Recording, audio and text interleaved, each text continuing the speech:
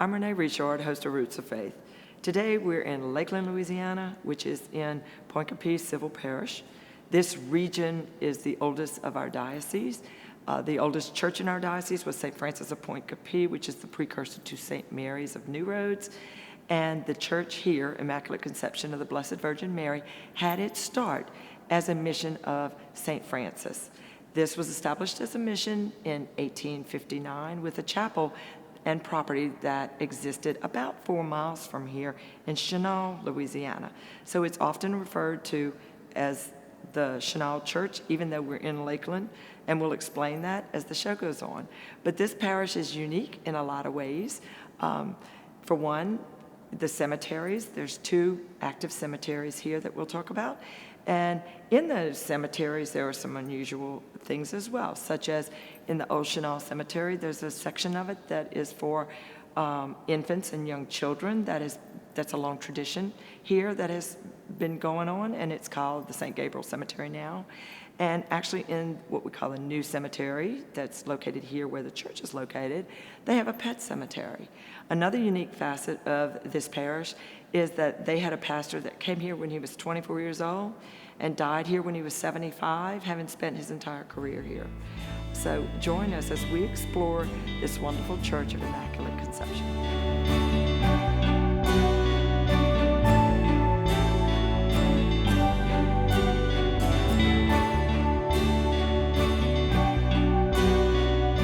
My guest today, Father Todd Lloyd. Thank you for being on the show, Father Todd. My pleasure. Happy to be here. Very good. Tell us a little bit about yourself and how long you've been here in Lakeland. Sure. So I've been here at Immaculate Conception for 6 years now, which is the majority of my priesthood because I've been a priest for 8 years. I was 2 years ordained before coming here in 2011, and there I was at Mercy and at Christ the King, and 6 years here at Immaculate Conception in Lakeland. That's awesome. Very good. And this is one of our older historic, parishes. It is. Having begun very early, like in the 1861 officially. Right. But the church that we're standing in even dates back to the 1920s. Correct. And so this is an older settlement. Tell us a little bit about the area and the people that live here within your parish. There are a lot of natural Point-Capee people, and we straddle West Baton Rouge as well, the boundaries of the parish, so we have West Baton Rouge and Point-Capee. And we have a lot of people who move in, too, especially because of False River. People move in after they've retired, and sometimes families just want to get away from the city. And so we have a good mixture of both people who are natural to the area as well as people who are implants to the area. We're pretty diverse in race and in age. We are a very integrated parish, thankfully, and we have a large number of not only white and African American, but we also have Creole population that's very well represented in this parish. And we have fairly young parish, or somewhat young, because we do have a lot of mixed in age, probably higher on the age end, on the upper end. You brought up the Creole population that lives here. I know that the language is still spoken in this region as well. They do. Some of them. They're trying to bring it back. We do have some awesome. Creole and some Cajun French still spoken by, especially the older crowds. But they are trying, especially even in the schools, in the Rouge, which is the nearby school to us. They have a new program, a French program. They're trying to reinstill and to maintain that culture here. It's so true. And as you were saying, you mentioned that the boundaries of this parish are part of West Baton Rouge, but just so the folks out there who don't know where Lakeland, Louisiana is, we're only about 30 minutes from Baton Rouge. It's a quick zip across the river. But pretty much your ecclesiastical parish covers the northern part of West Baton Rouge, correct? Right. And the southeastern part of Point-Capee. So we are on the eastern side of False River here. Correct.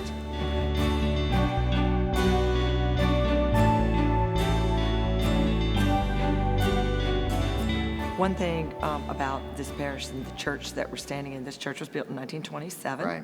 And They have some beautiful things in it. I'll let you tell us a little bit about the, Sure. especially like the windows. Right. This which are was different. the second permanent structure that was the church for this parish.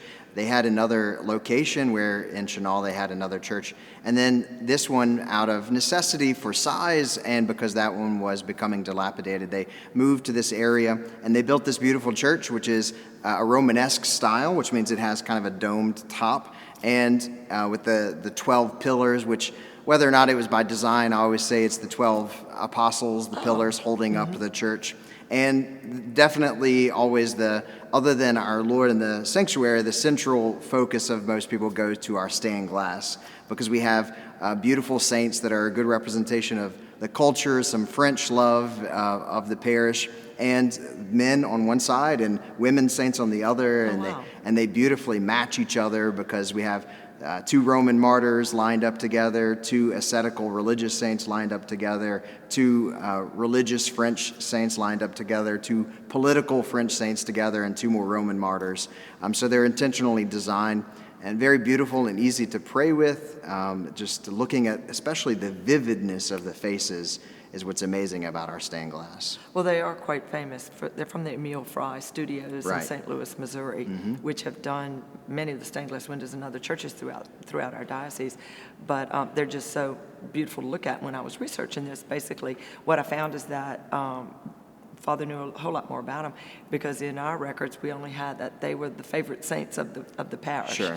So how they laid them out, though, is amazing to look at.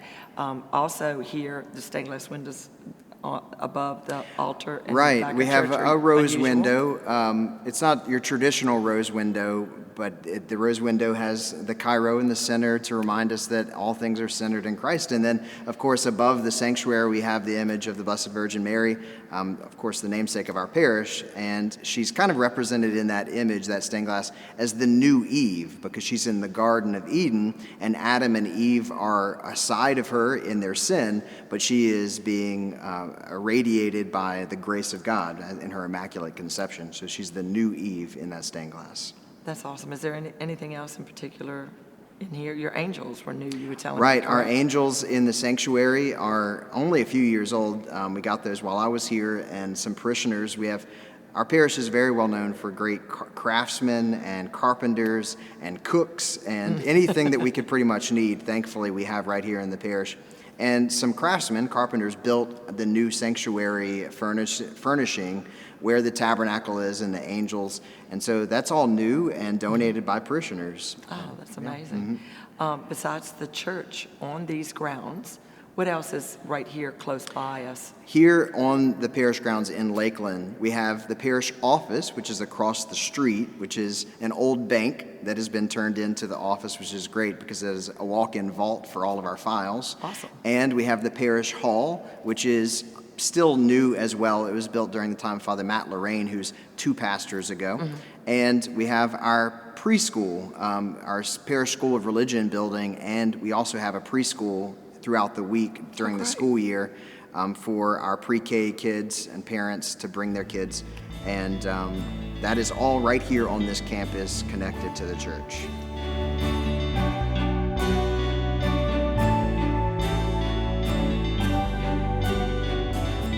We just finished talking about the preschool that's been established here, and from what I understand, it's well used. It is. In fact, there's a waiting line for people to get into it. Oh, well, that's amazing. That's very Every good. year at the beginning, as the summer registration comes, it's very well populated, and people love to have it. And it prepares the students. It's a good use for the parents to have someone to take care of the kids while they're at work and doing their own thing. And it's also very good for the kids because we prepare them, I think, well for going on to kindergarten and to elementary school.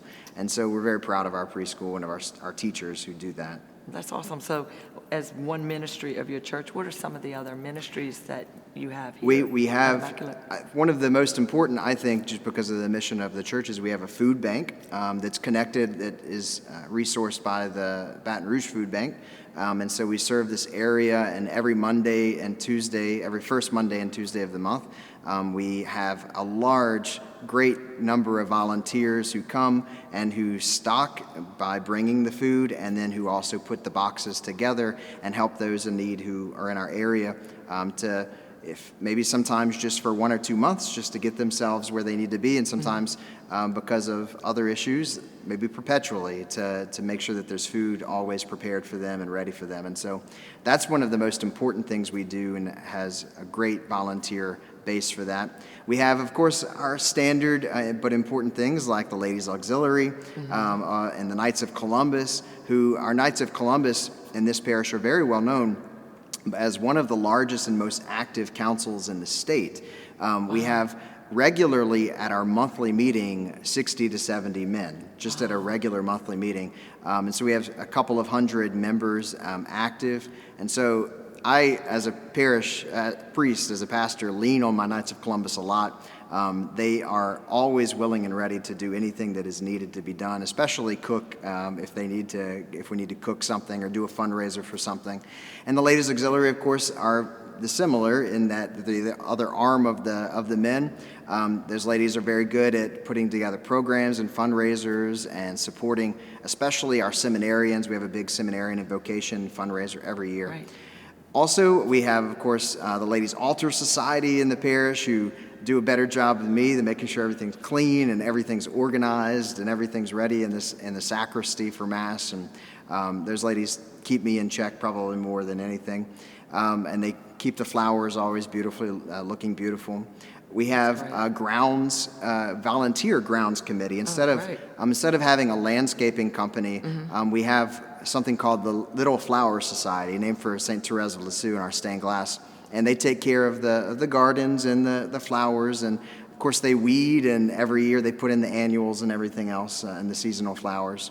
So they do a great job. Yeah, you've got a good bit of property here. We do, about, yes. 80 acres. Of course, there is a cemetery, which we'll talk about in a little bit. But, I mean, this is a pretty big facility in terms of the amount of land that you have. And we do a great job. We have volunteers who cut the grass in a lot of the area, and who make everything always looking beautiful and clean. So thankfully, the people here take real ownership of their parish. Now, one of the ministries y'all still do that was started by Father Savary, which I'll talk about in just a little bit, but it was started as a fundraiser to build this church in the 1920s, and that's your parish fair. Right. The parish fair goes back. That is a big deal here. Almost a century. And they love their parish fair here. And it includes all your ordinary things like the rides and the food and the craft booth and all of that. But one thing that I think is unique, at least to some of the rural parishes that we do, is that we often have music and dancing. In the old days, they would have competitions, dancing competitions. Now it's just for fun. The bands come and we play the music, and everybody enjoys themselves and have a great time and eat a lot of food. Yes. Now, is that held on these grounds? Because, again, we were talking earlier, there's a cemetery where the old church used to be. Right. And I know there's a pavilion there. Right. And property there. Right. Where exactly? So the fair has moved a few times. Okay. Originally, it was, as far as we can tell, in Oscar, on farmland that had been donated as a place for the fair in those days, and it has. At one point was in this property as well, but primarily throughout most of the history and today, it has been at the Chenal property, where across the street from a cemetery, is a big wide open land, and we have a big pavilion, a covered concreted pavilion, so we don't have to put up all those tents that other parishes have to put up. We have a kitchen there and everything. Oh, that's great. I do remember I came once, and probably about 12 years ago. So my son-in-law played in a band and was playing, and that's the only time I've ever been. But I mean, my sister-in-law are very active when the fair. I just know about the history of your fair as a big part of this Everyone in the community is always ready to have a fair.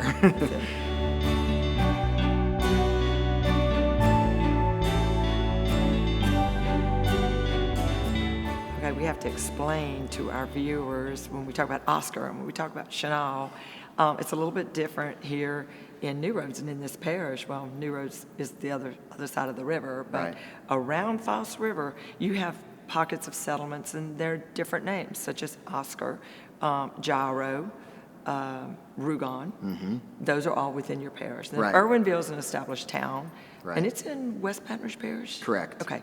But part of this is probably the biggest town? Is it Irwinville. in your Irwinville is boundaries? probably the biggest town. Yeah, if And then, we of course, had- Lakeland. And Lakeland is mostly farm community, lots of sugarcane, and probably the biggest thing we have there is our neighborhoods, but the biggest thing Right. is the parish, the central location. Sure. of it.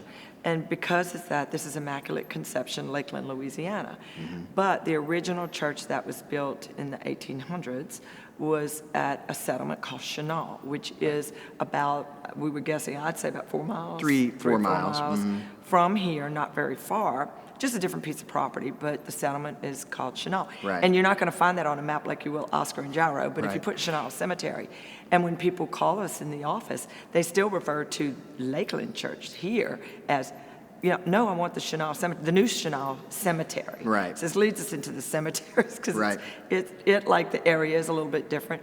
The locals here still refer to everything as Chanel because that's how it all started. Mm-hmm. But the newer cemetery, the cemetery that's on the physical grounds here, Right. was begun when the church was built. So it dates back to the 1920s. Right, and we just distinguish it by saying the Lakeland Cemetery Right. or the Chanel Cemetery, or sometimes the new cemetery, The new one. even though That's- it goes back all the way to the 20s. And the Chanel Cemetery, where the original church was, is much bigger because it's much older, and we still are. It's still active, though. Still, it is still active. We're still Yes. using it. So, which makes you a rarity, because plenty of our parishes will have, our rural ones might have an older. Right. If the older cemetery is not close by, it may not be active. Right. In your case, it definitely is, and that's It where still is. that's where our phone calls come in about the Right. differences in it. This is one of those times, folks. We get calls all the time that will call us wanting to know. Look in our books to tell them where somebody's buried. In the archives, our burial books are documenting the ecclesiastical burial, blessing, funeral that took place, not where in a cemetery that someone is buried. There are books that were done for this parish, done locally by the Historic Society or Right. by members of the parish, I'm not parish. sure, that map out these two cemeteries so that they are available. And they are available to our office. Plenty of times they call the church as well. Y'all probably have them. We do. To help people locate where in a cemetery somebody is. Right. But that is not something that is done routinely anywhere. If you're lucky enough to have a book and have it mapped out, you're in Right. great Well, shape. thankfully, we have a parishioner who's very historical, and her name is Mary Garisco, and she put that book together, as well as many other things in the parish, information-wise, she's put together for us. It is still difficult sometimes to map and to figure out where people are and where their families are in the Chanel Cemetery, because some of it is maybe not pre-records, but the records were not well kept. And some of the markers are not there. Correct. The bodies are not marked, the places where they're buried. And so for many places, what we have started to do in the past couple of years is restoring some of those burial spots by merely putting simple metal crosses that a local parishioner who's a metal worker made the crosses for us. And we know that there is someone there. We're not necessarily sure of who all those people are, and so we make sure that we want to mark that we know that there are people there who still need to be respected. And so we have new markers on old tombs in the cemetery. And one of the things I can clarify, because with having two cemeteries, our record books oftentimes do designate which cemetery. It might be the funeral register, but it might say buried, and it'll say Chanel, Lakeland. Right. Our books are very specific Right. in terms of the names of the two cemeteries. So even in more modern times, we can at least let people know which of the Which two, cemetery where it they is. are. Yeah. And again, in these rural parishes, and you're one of those, you've got family tombs, and oftentimes whoever the owner or the caretaker for that tomb is might grant permission for someone to be buried there, and their name never gets put Right. on the headstone. And which we have several that merely say the name of the family without necessarily marking who Individuals. every single individual is in those tombs. So folks, if you're from this region, I would suggest that you talk to your oldest relatives and find out. Right. Because sometimes that's the best advice we can give Right. people too. Sure. But because of the rural nature of here, Right. that is how it happens. Right, exactly.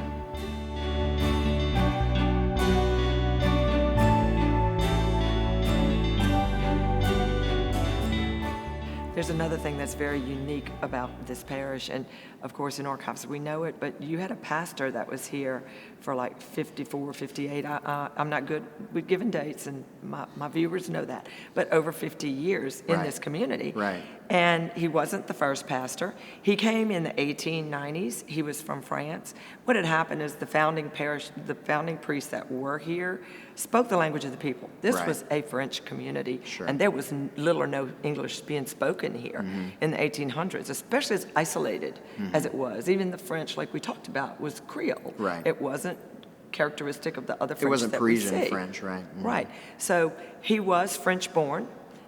He was father, I think it was Louis Savary. Savary, right, Louis Savary.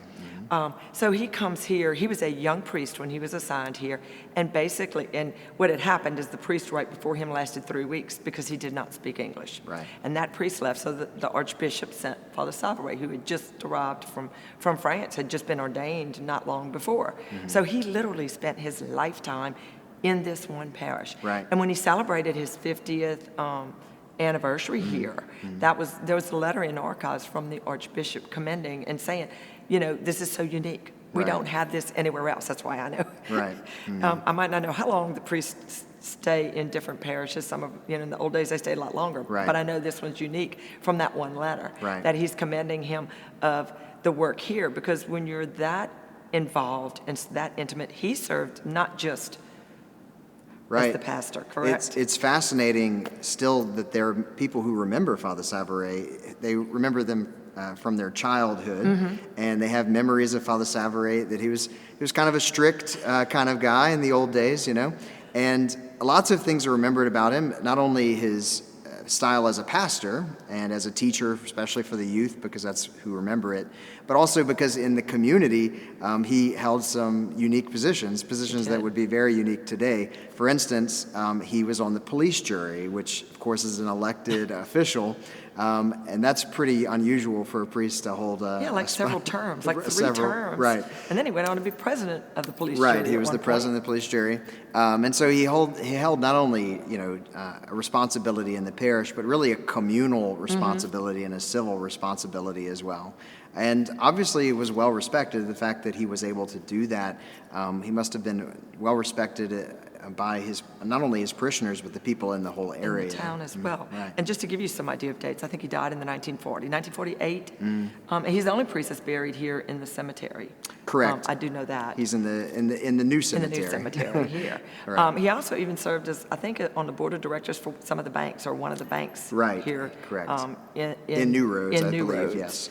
Because these towns are very closely Right. linked. And the people are, it's one big civil community, Right. even though we have these distinct little towns.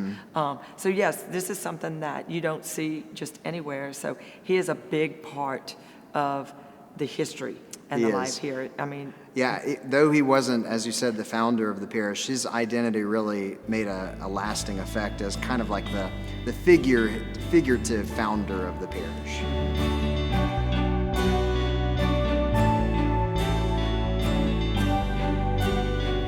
in talking about Father Savary, the first ministry that he really got going here was that Knights of Columbus. Right. And I think the council, if I'm correct, is named for him. Like different Knights of Columbus groups have different names, and Sure. so that it's named for him. Right. The men here are very proud of their Knights of Columbus, and we still remember Father Savary. We have a picture of Father Savary in the parish wow. hall hanging up where we have all of our meetings. In your case, we have pictures of him as a young priest and as an older priest, Right. because he was here so long. Right. So we've talked about your ministries, but what else here, such as, are there any devotions, special devotions that you may do? Sure. Well, our parish, here. thankfully, because of just the faithfulness of the parishioners, we have every day, except for Mondays, adoration of the Most Blessed Sacrament before the weekday Mass. And we have some fairly ordinary or standard what are done in other places, like the Perpetual Help Novena on Tuesdays throughout the year. But in Lent, and for the 9 weeks leading up to the second Sunday of Easter, Divine Mercy Sunday, we have the Divine Mercy Chaplet, where we sing the Chaplet of Divine Mercy after the Tuesday Mass. And for that, I think it's really impressive that the people fill the church up like it's a Sunday. It's that every pew has people in it, and we fill up the church, and we have the Blessed Sacrament exposed, and we sing the Chaplet of Divine Mercy. And so that's especially during Lent, from Mardi Gras until Divine Mercy. We also have, of course, ordinary Mass schedule on Saturday mornings, though we also have every Saturday we do a Mass for the Blessed Virgin Mary, and our community prays the Rosary together at the end of that Mass. And those are our ordinary, common weekly devotions that we have. One of the most really beautiful things that I saw when I got here is something called the Good Friday Walk, or the Passion Walk, that happens here every year.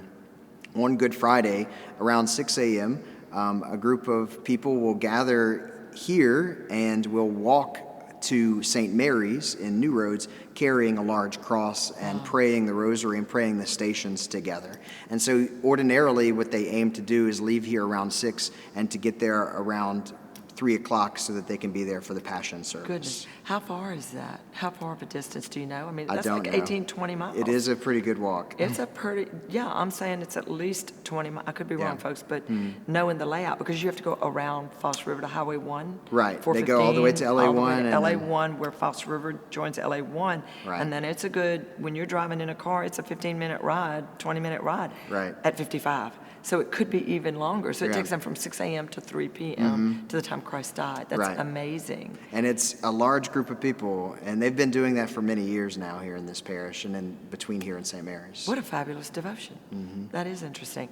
So in talking, you do not have, because that's something that comes, you don't have an adoration chapel. We do not. They do in St. Mary's and New Roads, and many of our parishioners make use of that. But instead of that, we just have a daily adoration before the weekday Mass. That's great. Is it well attended? It is. Yeah, it is. People trickle in the hour. I'm curious, what time is your daily Mass? At 8 a.m. At 8. So you do From this 7 to 8. From 7 to 8. So even if someone were working in Baton Rouge, they could come and spend a few minutes with the Blessed Sacrament. Sure, before prior they go to going work. in. So that would work. That's interesting. That's awesome. Yep. Very good.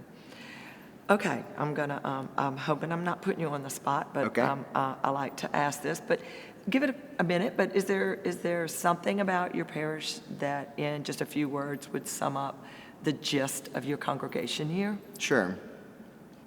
I can think of 2 words that I often think of.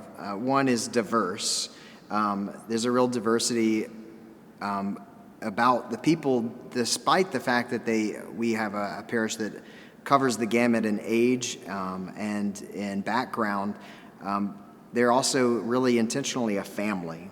And so despite the fact that we have many differences, we are all very much united in that. And so I would say intentional and familial and diverse, and that the diversity really plays into, it doesn't counterbalance it, it's not against, but it helps the family aspect, the fact that the church is not regulated by our backgrounds, it's regulated by what is ahead of us, and that's going to heaven, That's awesome.